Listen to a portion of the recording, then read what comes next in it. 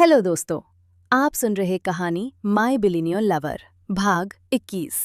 अब तक आपने सुना कैसे अक्षत वन्या को लेकर एक सुनसान बीच पर पहुंचाता है और उसके नाराज होने की वजह जानता है, जिसके बाद वो उसे भावनाओं से भीगी बातों से यही जताता है कि वो फिलहाल सिर्फ उसका है और दोनों एक दूसरे के करीब आने लगते हैं। अब आगे अक्षत ने वन्या के दूसरे गाल को दबाव के साथ अपने होठों से छुआ तो वन्या के मुंह से एक हल्की आह निकल गई। अक्षत की हल्की दाढ़ी उसे चुभ रही थी। अक्षत का चेहरा धीरे धीरे वन्या के होठों तक आने लगा, पर इससे पहले वो उसके होठों को छुए वो 1 इंच पर ही रुक गया। उसने एक गहरी सांस भरी, वन्या की खुशबू को अपने अंदर समाया और धीरे से फुसफुसाया, मैं बर्दाश्त नहीं कर सकता तुम्हें कोई और देखे, तुम्हें कोई और छुए। मैं चाहता हूं तुम अपनी ये रेस्टोरेंट की जॉब छोड़ दो, कल ही। वन्या की आंखें जो अब तक मदहोशी में बंद थीं, इन शब्दों के साथ ही झट से खुल गईं। अक्षत जैसे ही उस 1 इंच की दूरी मिटाने को हुआ ही था कि वन्या ने उसे धक्का देकर खुद से दूर कर दिया और खुद को संभालती हुई उसे घुरने लगी। अक्षत भी उसे हैरानी से देखने लगा। वन्या का यूं उसे धकेलना उसे अच्छा नहीं लगा। क्या कहा तुमने?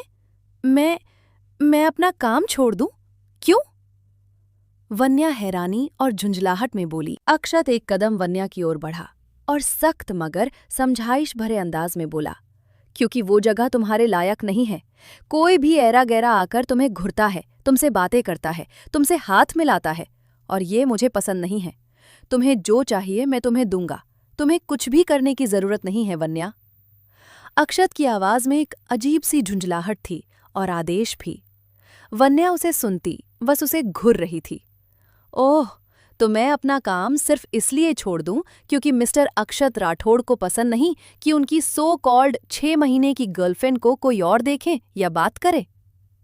वन्या की आवाज में गुस्सा था, विद्रोह था। वो उन लड़कियों में से नहीं थी जो अक्षत के आगे झुककर उसकी हर बात को मान जाती थी, सिर्फ इसलिए कि कहीं अक्षत उनसे दूर न हो जाए। पर वन्या ऐसी नहीं थी और अक्षत यही देखकर हैरान था। वन्या अक्षत को दुखी चेहरे से देख रही थी। तुमने मुझ पर पहले ही एक एहसान किया है जिसका बदला मैं चुका रही हूं, और अब तुम मुझे मेरी ही नजरों में गिरा देना चाहते हो। मुझे पूरी तरह अपने एहसान तले दबाना चाहते हो। मेरी आज़ादी, मेरी डिग्निटी छीनना चाहते हो। अक्षत एक कदम उसकी ओर बढ़ा और समझाते हुए भी सख्ती से बोला, देखो, मैं बस चाहता हूं कि तुम उस छोटे से काम को छोड़ दो। अगर तुम्हें काम करना ही है तो मेरी कंपनी ज्वाइन करो। मैं तुम्हें बेस्ट सैलरी, हर फैसिलिटी कंपनी की तरफ से प्रोवाइड करूंगा। तब तो तुम्हें कोई इशू नहीं होगा ना? वन्या कुछ सेकंड उसे देखती रही और फिर चेहरा हल्के से घुमा व्यंग में मुस्कुरा दी।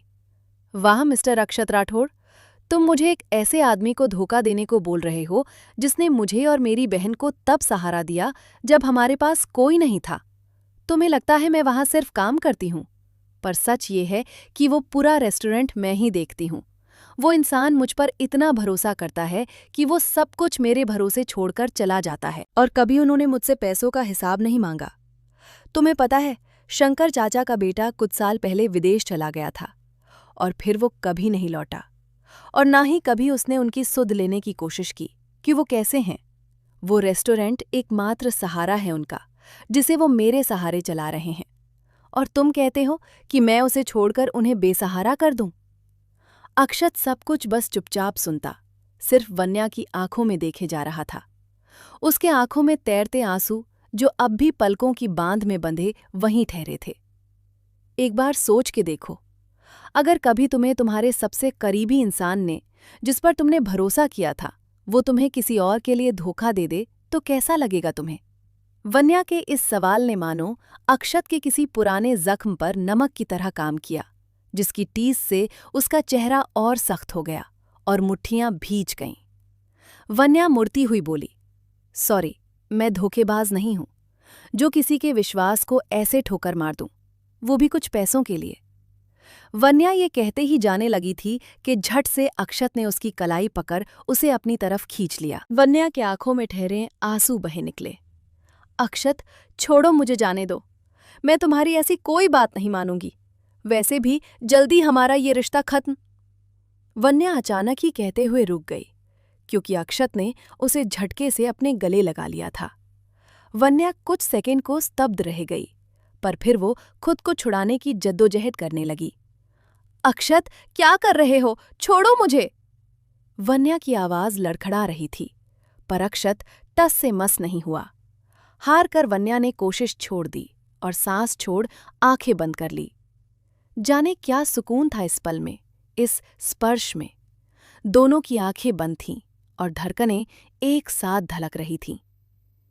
ठीक है, मत करो उनसे धोखा, पर एक बात याद रखना, जब तक मैं तुम्हारी जिंदगी में हूं, तब तक मेरे अलावा कोई और मर्द तुम्हें छू भी ना पाए।